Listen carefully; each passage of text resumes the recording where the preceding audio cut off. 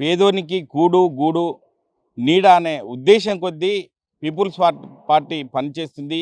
Peoples war పార్టీకి సంబంధించిన మావోయిస్టులను కేంద్ర ప్రభుత్వం అణిచివేస్తుంది అని చెప్పి ప్రధానంగా వార్తల్లో చూస్తున్నాం. కానీ దానికి వ్యతిరేకంగా ఏబీపీ నాయకులు కూడా డిమాండ్ చేస్తున్నారు. ఎందుకంటే గతంలో పీపుల్స్ వార్ పార్టీ ఆధ్వర్యంలో ఎంతోమంది చనిపోయిన సందర్భాలు చూసాం. కానీ వారికి ఎవరు కూడా బాసటగా నిలవడం లేదంటూ ప్రధానంగా ఏబీపీ కార్యకర్తలు ప్రస్తుతం మనతో ఉన్నారు. చెప్పండి, అంటే మీరు ప్రస్తుత పరిస్థితిలో చూస్తున్నాం, ఇడ్మా ఎన్కౌంటర్ తర్వాత ఎంతో సానుభూతి వ్యక్తం చేస్తున్నారు చాలామంది. అంటే ఏం చెప్తారు ఒక ఏబీపీ కార్యకర్తగా? ఇక్కడ చూసుకోవాల్సింది ఏంటంటన్నా, ఈరోజు హిడ్మా చనిపోయిండు అని చెప్పేసి చాలామంది సానుభూతి పలుకుతూ ఉన్నారు. కానీ హిడ్మా కారణంగా అనేక మంది జవాన్లు చనిపోయినప్పుడు, సిఆర్పిఎఫ్ జవాన్లు చనిపోయినప్పుడు వాళ్ళ తల్లి శోకాలు ఎటుపోవాలి, వాళ్ళ భార్య యొక్క పుస్తకం ఎటుపోవాలి, వాళ్ళ పిల్లల యొక్క బతుకు ఏం కావాలి, వాళ్ళ గురించి ఈరోజు సమాజం ఆలోచించట్లేదు. హిడ్మా చనిపోయిందని చెప్పేసి సమాజం ఆలోచిస్తూ ఉంది. హిడ్మా ప్రజాస్వామ్యంగా యుతంగా పోరాటం చేస్తే ఎవరైనా సరే సహకరిస్తారు. కానీ ప్రజా వ్యతిరేకంగా అడవుల్లో ఉంటూ అడవి యొక్క అభివృద్ధిని ఆటంకాలు చేసుకుంటూ, గిరిజనులకు అభివృద్ధిని ఆటంకం కలిగిస్తూ వాళ్ళు ఈరోజు ఒక ప్రజా వ్యతిరేకంగా వాళ్ళు ఉంటూ వాళ్ళని ఈరోజు ఏ విధంగా సమాజం యాక్సెప్ట్ చేయాలి? అదేవిధంగా ఏబీవీపీ గతంలో కూడా ఇదే విషయంగా చెప్పింది, హింస అనేది అసలు ఉండకూడదని చెప్పేసి. ప్రభుత్వం నుంచైనా సరే లేకుంటే ప్రజా వ్యతిరేకుల నుంచైనా సరే హింస లేకుండా ప్రజాస్వామ్యయుతంగా ప్రజాస్వామ్యంలోకి వచ్చి ఒక ప్రజాస్వామ్యంగా పోరాడాలని చెప్పని ఏబీవీపీ ప్రతిసారి కూడా చెప్పింది. అదేవిధంగా ఈరోజు ఈ హిడ్మా ఏదైతే చేస్తున్నారో, హిడ్మా చనిపోవడము సపోర్ట్ చేస్తామా చేయమో తర్వాత విషయం. ఒక ప్రజా వ్యతిరేకి, ప్రభుత్వ ఆటంకం చేస్తున్నటువంటి వ్యతిరేకిని మనం సపోర్ట్ చేయడం ముమ్మాటికి కూడా ఈ దేశద్రోహమే. ఈరోజు ఢిల్లీలో ఏదైతే సంఘటన జరిగిందో, ఆ యొక్క సంఘటన వెనుక కేవలము విద్యార్థులు మాత్రమే కాదు, ఈ దేశ వ్యతిరేకులు ఉన్నారు. అదేవిధంగా ఈ దేశాన్ని అణిచివేయాలని చూస్తున్నటువంటి విదేశీ కుట్రలు కూడా ఉన్నాయని చెప్పేసి మేము భావిస్తూ ఉన్నాం. అంటే మాధవి హిడ్మాకు సంబంధించి చనిపోయిన పరిస్థితిని బట్టి తన తల్లి యొక్క ఏడుపును సోషల్ మీడియాలో చూస్తున్నాం. కాబట్టి అటువంటి విషయంలో చాలామంది సానుభూతి వ్యక్తం చేస్తున్నారు. కేంద్ర ప్రభుత్వం తీసుకున్న నిర్ణయం యొక్క అంతే ఇబ్బందికరంగా ఉందని చెప్పి ప్రధానంగా చెప్తున్నారు. అంటే మీరేం చెప్తారు ఆ విషయంలో? ఈరోజు ఈ యొక్క హిడ్మా చనిపోయిన తర్వాత ఆ యొక్క తల్లి శోకాన్ని సోషల్ మీడియాలో వైరల్ చేస్తున్న విషయము వాస్తవం. ఒక మానవతావాదిగా ప్రతి ఒక్కరు కూడా ఒక కొడుకు చనిపోతే తల్లి శోకాన్ని క్యాప్చర్ చేసారు, పెట్టారు, ఓకే.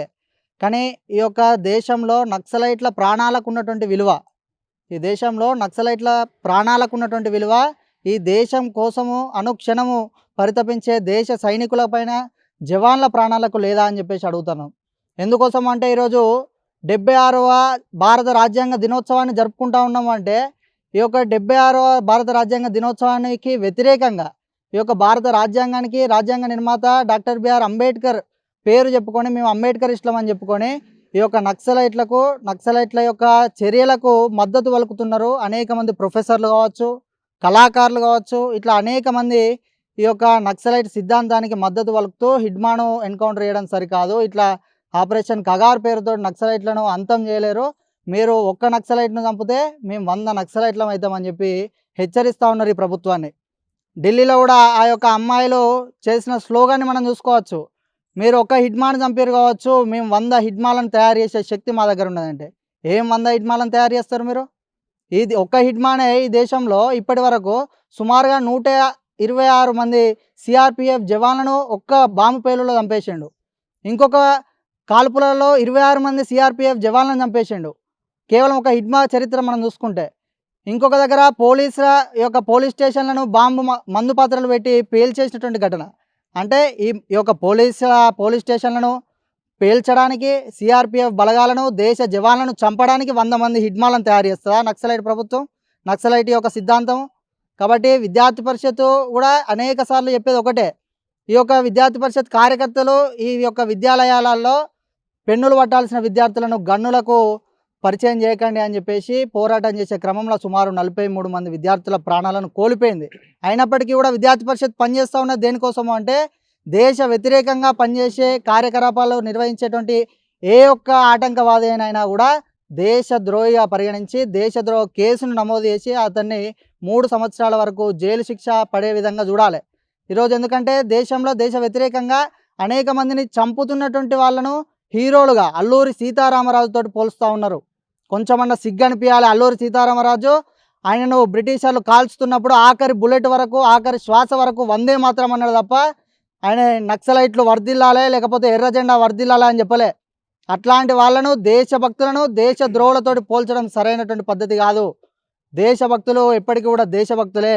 నక్సలైట్లు అందరూ కూడా దేశద్రోహులే. వాళ్ళకు మద్దతు తెలిపే ప్రతి ఒక్కరు కూడా ఈ దేశానికి వ్యతిరేకమే. కాబట్టి వాళ్ళందరిపైన కూడా దేశద్రోహ కేసు నమోదు చేసి వాళ్ళను చెరసాలకు పంపితేనే వాళ్ళకు ఆ యొక్క జైలు తిండి తింటేనన్నా ఈ దేశం పట్ల ప్రేమ కలుగుతుందని భావిస్తూ ఉన్నాము. ఆపరేషన్ కగాను కొనసాగించాల్సినటువంటి అవసరం 100% ఉన్నది. ఖచ్చితంగా నక్సలైట్లను ఎన్కౌంటర్ చేయాల్సినటువంటి అవసరం కూడా ఉన్నది. కానీ వాళ్ళు గన్నులు విడిచి ప్రజాస్వామ్యబద్ధంగా ముందుకు వస్తామని ప్రజల్లో కలిస్తే అంతకు మించిన సంతోషం లేదు. రావాలని కూడా మేము నక్సలైట్లకు పిలుపునిస్తూ ఉన్నాం. అంటే ఇది అంటే ఇడ్మాక్ సంబంధించి ఒక ఇల్లు కూడా సరిగా లేదు, అంటే ఒక గిరిజనుల కోసం ఒక పేదల కోసం పనిచేస్తుందని చెప్పి ప్రధానంగా చెప్తున్నారు. అంటే మీరు కూడా ఏం చెప్తారు, ఒక గిరిజన బిడ్డగా మీరేం చెప్తారు? అన్న ఈరోజు చూసుకుంటే అన్న నేను కూడా ఒక గిరిజన ఒక తాండా నుంచి వచ్చిన వాడినన్న. ఈరోజు ఒక పెద్ద మనిషి చెప్తారన్న, నా ఊరికి గన్ను వస్తేనే నా జేబుకి పెన్ను వచ్చింది, నేను ఇలా చదువుకుంటున్నాను అని చెప్పేసి. ఆ వ్యక్తికి వచ్చింది కావచ్చు కదన్న. ఇప్పటివరకు ఎన్నో ప్రాంతాలలో ఇప్పటివరకు మా ఊరిలో కూడా ప్రభుత్వ సంబంధించిన పథకాలు, స్కూళ్ళు కానీ, రోడ్లు కానీ, లేకపోతే అంగన్వాడీ స్కూళ్ళు కానీ, హాస్పిటల్ కానీ వచ్చింది కాబట్టి అక్కడ ఉన్నటువంటి గిరిజన విద్యార్థులు కానీ, గిరిజన పిల్లలు కానీ, గిరిజన లీడర్లు కానీ ఎవరైతే ఉన్నారో వాళ్ళందరూ కూడా అభివృద్ధి చెందిరన్న. ఈరోజు ఆయన అంటా ఉన్నారు కదా, ఈరోజు మా ఊరికి గన్ను వస్తే నేను చదువుకుంటున్నా అని. అది 100% తప్పన్న. ఈరోజు ఒక గిరిజన విద్యార్థులు అందనంత స్థాయి కూడా వాళ్ళు ఎదుగుతున్నారన్న.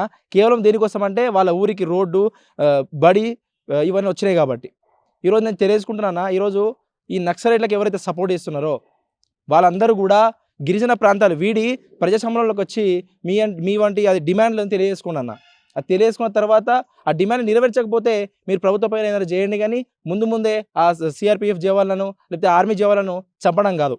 మీరు ఇట్లనే చంపుకుంటా పోతే ఇట్లనే మా గిరిజన తాండాలలో మా యొక్క గిరిజనులని మీరు అడ్డుకొని వారి యొక్క ఆశయాలను మీరు కొనసాగించకపోతే, వారి యొక్క ఆశయాలు మీరు ముందుకు తీసుకోపోకుండా అక్కడ అడ్డుకుంటారు కాబట్టి వాళ్ళ ఆశయాలను కొనసాగించలేకపోతారు. మీరు వెంటనే ఆ యొక్క గిరిజన ప్రాంతాలను వీడి ప్రజాస్వామ్యంలోకి వచ్చి మీ యొక్క డిమాండ్లను తెలియజేసుకోండి. లేకపోతే ఆపరేషన్ కగార్ నడుస్తూనే ఉంటుంది. ఆపరేషన్ కగార్ అయిపోయినా కూడా ఆపరేషన్ కగార్ 2.0 ముందుకొచ్చి మిమ్మల్ని చంపేసి అని చెప్పేసి బెదిరిస్తూ ఉన్నాను. అంటే ప్రధానంగా చూసుకున్నట్టే విద్యార్థి సంఘం నాయకులుగా మీరు కొనసాగుతున్నారు. అంటే ఇప్పుడున్న పరిస్థితులను బట్టి చూస్తుంటే ఇడ్మా ఎన్కౌంటర్ తర్వాత విద్యార్థి సంఘ దశలో ఉన్నటువంటి విద్యార్థులు మీతో ఏం డిస్కస్ చేస్తున్నారు అన్న? ఈరోజు ఈ నక్సలైట్లు ఇంతకుముందు మేము ఆటోలో వచ్చినామన్న. ఆటోలో వ్యక్తిని అడిగినాము, ఈ నక్సలైట్లు మావోయిస్టులు ఏంది ఈ కథ అంటే, ఆ మావోయిస్ట్ నక్సలైట్లు ఒకప్పుడు ఎట్లా ఉండేనో తెలియదు, కానీ ఇప్పుడైతే మరీ ఒక పాకిస్తాన్ ఉగ్రవాదుల లెక్క తయారైరని చెప్తుండన్న. ఎందుకంటే ఒక నార్మల్ ఒక ఆటో వాడు కూడా చెప్తా ఉన్నాడు, మన దేశంలో ఈ యొక్క కగారు వచ్చిన కాంచెల్లి విద్యార్థులు కానీ అందరూ ప్రతి ఒక్కరు కూడా దేశంలో ఏం జరుగుతుందని చెప్పేసి గ్రహిస్తూ ఉన్నారు. ఇంతకుముందు ఆ నక్సలైట్లు వచ్చిర్రు, ఎర్రజెండా అన్నారు, పిడికిలు అన్నారు, వరదిల్లాలు అన్నారు, విప్లవం అన్నారు. వాటి వెనుక కూడా విద్యార్థులందరూ వెళ్ళిపోయి ఉన్నారన్న. బట్ ఇప్పుడు ఉన్నటువంటి విద్యార్థులు ఎట్లా అంటే ప్రతి ఒక్కరికి కూడా అవగాహన వచ్చిందన్న, ఇంకొంచెం అవగాహన రావాలి విద్యార్థులకి.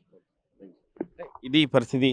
దేశం విచ్ఛిన్నం కాకుండా ఉండాలంటే గన్నుకు బదులు పెన్ను పట్టుకుంటే ఒక వృద్ధి దశలో ముందుకెళ్తుంది. ఖచ్చితంగా దేశాన్ని కాపాడుకునే ఒక శక్తి కూడా ఉంటుంది. కాబట్టి గన్నును బదిలి పెన్నును పట్టుకోవాలి. ఖచ్చితంగా ఇటువంటి ఆపరేషన్ కగారు ఇంకా కొనసాగించాలి. ఖచ్చితంగా దేశ దౌర్లను ఏరివేసేందుకు కేంద్ర ప్రభుత్వం కంకణం కద్ది ముందుకెళ్లాలని చెప్పి ప్రధానంగా ఏబీవీపీ నాయకులు కూడా చెప్తున్న పరిస్థితి. కెమెరామెన్ ఎల్లోర్తో మహేష్, RTV, సిద్దిపేట జిల్లా. చరిత్ర సృష్టించినోడు ఇప్పుడు ఆ చరిత్రని తిరగరాయబోతున్నాడు.